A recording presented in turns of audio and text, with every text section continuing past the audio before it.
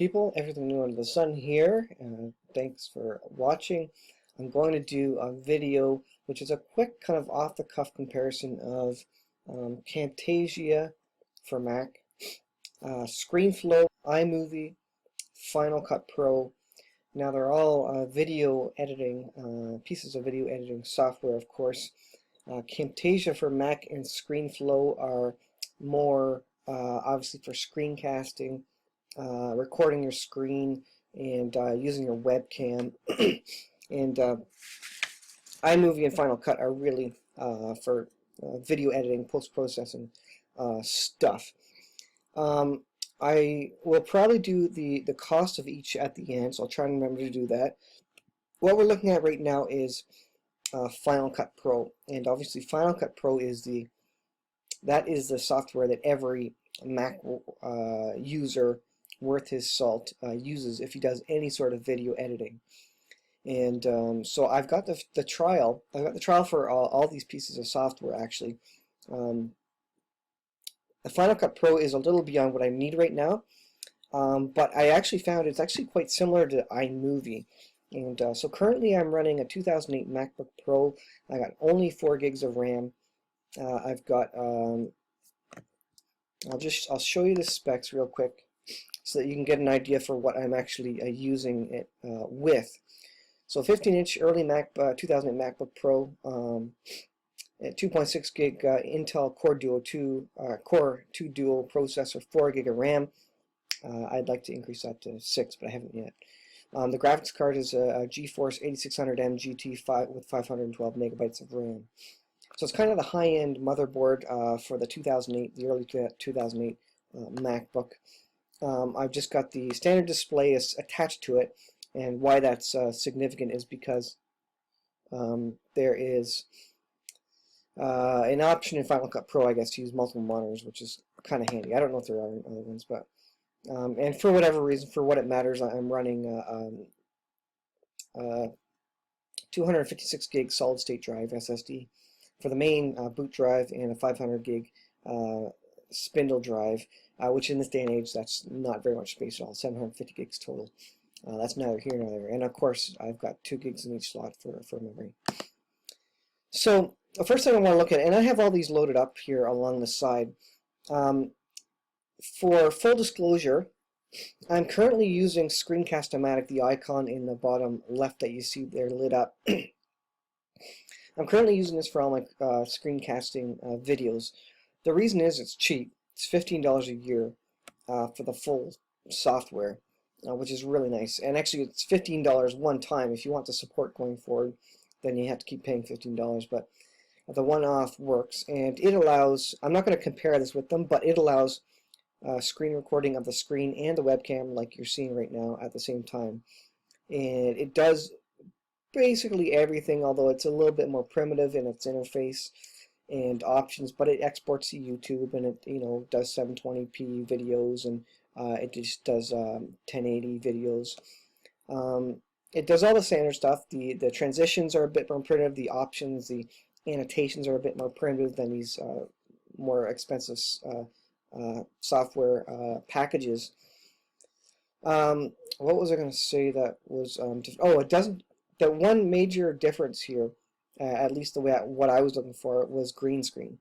Now I went looking for some other screencasting software so that I could do some green screen stuff. You can see behind me I've got a sheet. It's a blue sheet. It's not a proper chroma sheet, but I was looking to get into some green screening stuff just for fun. I've since been convinced that for the price you pay for Camtasia or ScreenFlow, I'm not yet willing to pay that just for the feature of green screen. iMovie does do green screen as well as Final Cut Pro, obviously, but you really need some proper setup. You need proper lighting. You need proper chroma, green screen or blue screen or whatever. So there's a bit of an investment there to get into that. You need probably the cheapest you can get into that is probably about $200. Because these software pieces are about $100 a piece USD, US dollars. On top of that, you need the green screen, which is $30, $40, and then you need really good lighting with soft boxes and spots and stuff, because the sheet behind you needs to be lit up very evenly, and because of that limitation and my resources, it doesn't make sense for me to get some specialized green screen software for my screencasting by itself. I need to get the whole package, the lights and the proper screen, proper sheet behind me, whatever. I'm not willing to go there yet. So that's kind of where I'm coming from, and I'm using Screencast-o-matic 2 right now, and I definitely recommend that for your basic screencasting stuff. It works really well. So just a couple of things. We'll start with ScreenFlow, and a lot of people recommend ScreenFlow. I guess it was the original Mac software for screencasting. Now it works pretty well. You know, it's got your timeline at the bottom, and then if you click on your video, like I did in the bottom here, then you have options to add some video filters, and one of the key ones is the chroma key. So you can see the chroma key there. If I add that, then I can actually attempt to filter out the background, the blue key, if I was able to, and you see now, obviously because I don't have the proper lighting and stuff, this doesn't quite work, but you'll see the options where you can actually put an image in behind it, and it's pretty cool, and it's very easy as well. I'll actually pull an image in, and I'll just show you how it kind of works. Let's see here. Where's my test background? So what you can do is I'll just drag this under here. Just drag it right underneath the other one. And then you see, if I can, I've got a whole bunch of software going right now, and I'm recording, so my memory is absolutely taxed. But you can actually see the, in the background there, you can see the background showing through, which is, you know, obviously what the chroma stuff does. So if I click on this, then I can go to my filters. Now, if I had a proper green screen, you know, obviously this would be nice and crisp and clear through there, but it's not, you know, just because my lighting and stuff. But you can see how it works. It's pretty simple, and it just works for what it does. So this has all the features. You can edit your sound, your audio, your your left, right, your mono. You can add effects. You can adjust your screen recording. Obviously, you can do transitions, build in, build out. You can add annotations and add lines to things, and move your video around. You can layer up your videos. So all kinds of stuff that you can do there. And obviously you can crop and add music and whatever from your media library, add text to it. You can do all that, and that's what you would expect. If I go over to Camtasia, which is the other green screen, like dedicated screencasting green screen software that I wanted to look at, you can do all that as well. And this looks a bit more like iMovie, where you got your media over in the left here. See if I can just import some quick media here. I think I have a test video. Let's bring in this one. So I'll bring in this one, drag it down to the timeline. Again, similar timeline to ScreenFlow. So it's very familiar if you've used this at all. But these don't look like Final Cut Pro or iMovie, or they're not as close anyways. So I've got this video here, it shows you your timeline. So now, of course, I can go ahead and crop my video, whatever I want, and I can add some video effects. Now this has a green screen as well. It's actually called Remove a Color. And so if I drag Remove a Color onto the timeline, then I can pop this guy up and actually change the color. Let's see. Let me just figure out, there it is. I had to hit the settings. So now, let's get the thing over here. Okay, pop this up. So now I can tinker with the green screen, and I can actually go and filter it out. And then with the same idea, I can actually go and pull in my other video, just drag it down into the timeline. Let's see, underneath or above, which does it want to do here? Yeah, it's going to do it above. It's a little slow, because again, I maxed out this 2008 MacBook, but that's fine. So I'm going to drag this across, make it at the same time, and so put this one. Actually, I'm going to drag it under because I want it to go under my other video like this. There we go. Now you see the stuff I've chromed out. You can see it showing up there, which is pretty cool. So now if I play it, you can see that it chromas it out. and this does a decent job as well. Again, it depends on the lighting in the video and stuff, but obviously you can see like the arm. It looks like it's on fire because it's showing the sun through the back.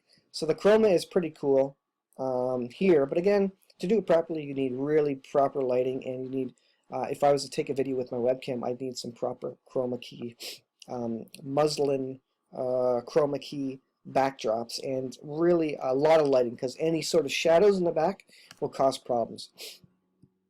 So that's cool. You can do your audio effects, reduce clipping, and normalize your audio. You can do freeze frames and color adjustments, all that kind of stuff. You can do your clip speed, so you speed up your clips if you want to do really fast motion stuff. So all these are the same. You got your animations, your fade-ins, and all this kind of stuff. And what I like about this software is it shows up in the corner there what that animation is going to try and do to your video, which is that I like that feature. That's really intuitive, and if I see that and I say, oh yeah, I want that, then you just drag it down and plug it in on top of your video, and then if I go back and I can play it, and then it'll actually show the animation there. So so that is pretty cool. That just works. Again, you can do annotations, so if I drag some annotations on top of there and move this over, so now I can actually edit this annotation and hello, and you can do some transitional stuff where it moves from space to space, which is kind of cool. And obviously you got your media bucket here. Now one thing I don't like about this is that you need to import your media each time. In iMovie, as an example, I'll shoot over to iMovie. You go to your media, and when you're on a project, you can see all your media, regardless of whether it's for that project or not. So you see it in the below in events, which is kind of nice because I can see all my videos. And so if I'm doing a video about who knows what, you know, digging a hole in my yard, I can see all my kids' music lesson videos and whatever else. I can see it all there just in case I want to use a piece of it. With Camtasia, it only shows what you import so at that time. So if I were to go and open a new project, it would load a new window and not show anything here. I'd have to import my stuff new, which is a pain because I just want to see a whole list of all my videos and pull from that. I don't want to have to import fresh video every time, because what if I want to make two videos out of the same set of videos that I've created? I have to import them once to each of the movies I'm going to make. So that's not ideal. And so let me get rid of that. And it's pretty much the same with this as well. I would need to import my video or add additional recording on top of ScreenFlow. So ScreenFlow is even less kind of a movie editor and more just a screencasting type software that you can kind of use to add extra videos in there. So Camtasia is more like a cross between just pure screencasting and like an iMovie. And so it could be possibly an iMovie replacement, except for the fact that I don't like it because you can't show all your media. Or maybe there's a way, but I haven't seen how to do it yet. I haven't really figured it out. I'll be honest, these are all trial things. I'm just taking a look at the differences because I'm trying to figure out where my money is best spent there.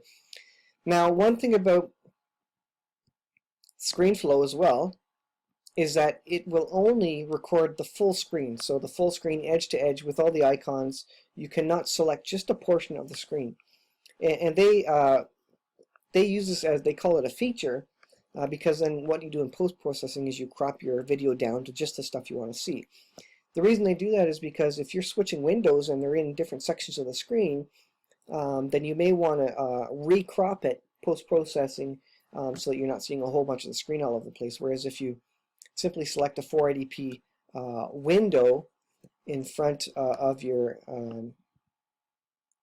on your screen, then you may have to move that you know, the window, whatever it is. If I can do that, you know, how it shows the window there, the box, you may have to move that manually where you need to go. Whereas if you do it with the full screen, You just post-processing, you just crop it the way you need it.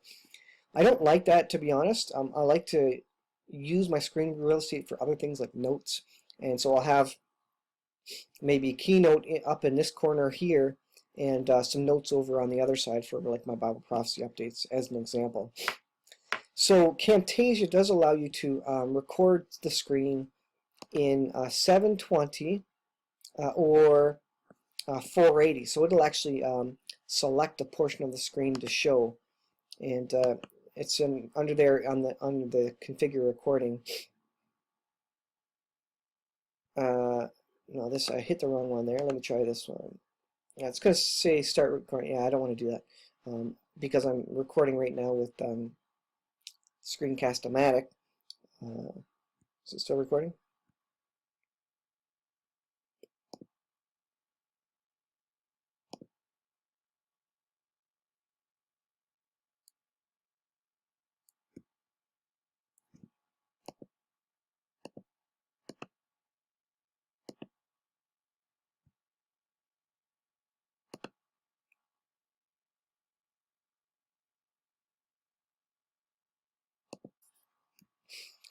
All right, I think I actually killed my video recording when I loaded up one of this software there. Anyways, so I can select a portion of the screen just to record instead of recording the whole screen, which I actually prefer the option there, and I actually like that better to control exactly where I'm looking. And if I switch applications or whatever, I don't often do that. So from my point of view, I think it's tedious to record the whole screen and then have to go crop it after. I'd rather just have the part of the screen that I want to record recorded, so I don't have to do any post-processing cropping. One other note that I found with Camtasia, this software here, Camtasia 2 it's called for Mac, it doesn't seem to have, you don't seem to be able to view the webcam when you're recording, whereas with ScreenFlow there's a recorder monitor, so you can actually see, is my head in frame or is it way out of frame or something like that. You can't tell, at least I haven't found a way yet with Camtasia, so another potential drawback there. The performance of them is pretty good on my old Mac. They work pretty well, and yes, you can multitask. You can be exporting. You work on a video, you export it, and then you click File New. Then you can actually start a new project and start exporting that, and there'll be one window for each file that you're working on. So it will multitask, and it chugs the system a little bit. It doesn't queue them up like iMovie does. iMovie kind of does one video at a time as it's exporting, and honestly I find for my simplistic use of it, I find iMovie is the best for my resources. I mean, if I'm doing 5 videos, if I got 5 videos, I don't really want the system to be exporting all 5 all at the same time. It doesn't make a lot of sense to me, but that's what they do. And if you have the horsepower on your system, then it's not a problem. So that is fine. So I'm going to switch over. Now I'll tell you the cost of these. Camtasia for Mac is $120 Canadian, and ScreenFlow is $140 Canadian. Now, for what I need it for, basic screencasting, also considering the extra things like the lights and the proper chroma screen that I need, it's fairly steep in price. Screencast-o-matic is $15. You can't beat that. I can't do green screen stuff, but the cost to jump to that, just for the added feature of green screen, which really would be the only other feature because Screencast-o-matic does pretty much everything else that I ever need, it would cost me about $200 to get that. And is it worth $200 right now where I'm at, just to get green screen and potentially only use it on my prophecy video updates when all my homestead stuff is just done with raw footage? It's cool. It's a neat thing to have. It's a cool factor sort of thing. It really kind of adds a professional edge to videos. But right now, it's not worth it to me to pay that, knowing that I have to pay at least $120 plus another $100 probably in lighting and chroma sheet and all that other stuff. So right now, the cost benefit is not there for me, considering what I'm using it for and how much money I'm making for these. So I think that's all I want to say with that. And these are primarily, Camtasia and ScreenFlow are primarily for screencasting, and they do what they do real well. I've tried exporting videos and taking videos. They do the webcam and the screen at both at the same time. Works great. I'm just using my onboard microphone and webcam. No issues with that. Like I say, the green screen, you need proper equipment, and that so the software can't be blamed for that. So let me quit these guys, and I'm going to switch over to let's see, let me stop ScreenFlow so it's not taking up so much. So as you can see, obviously ScreenFlow is a bit simpler, but it just works. And similar time flow, timeline, whatever on the bottom there.